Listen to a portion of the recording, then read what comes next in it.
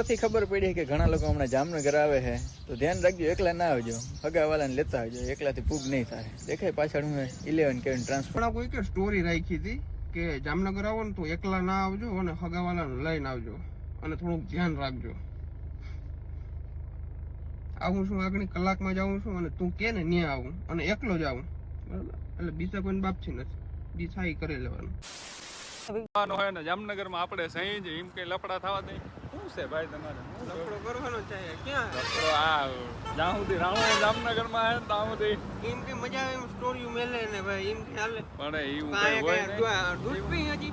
અરે એવું કઈ ના હોય તને હું શું કહેતો હતો, જો બધું ધીરે ધીરે બધું થઈ જવાનું છે. અટાણે આપણે શું મારે કરવા કઈ કરવાનું થતું બધું થઈ જાય. તું મારી વાત સાંભળ. મને એ મેળે જ ના આવે ને.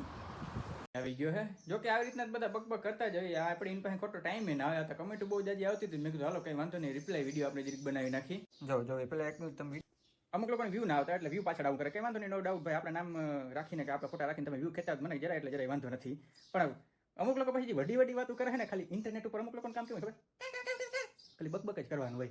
રિયલ લાઈફમાં બાકી કંઈ એટલે કંઈ થાય નહીં. અને સિમ્પલ સાદા દેખાતા લોકો વિશે જોઈને તમને એવું લાગે ઓ હા શું કરી શકીએ. આને પહેલાં કીધું હે, આવું મેં બહુ પેલા કામ મૂકી દીધું એમ, બધું મૂકી દીધું હે, ભૂલી નથી ગયા. હરખા શબ્દ મારે સાંભળી લેજો, મૂકી દીધું હે, ભૂલી નથી ગયા.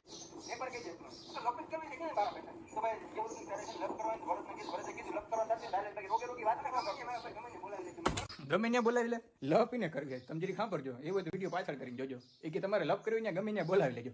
લપ ઈ લોકોને કરવી અને બોલાવવા આપણે.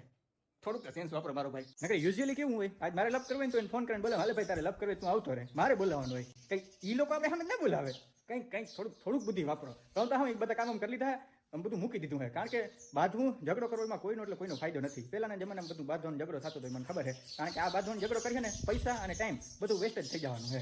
એ જે આવું કરતા એને તો હું મૂર્ખમાં જ ગણતરી કરું હું. બાકી તમે જે માનતા હોય મિત્રો, આવા લોકો પાસે ખોટો આપણો સમય કે આપણી બુદ્ધિ ના વપરાય. કારણ કે આપણી બુદ્ધિ બીજી જગ્યાએ હાલતી હોય એ જગ્યાએ ના હાલે. અને આપણે બહાર જવાનું ગરમી એ લેવલની થાય છે ને, કારણ કે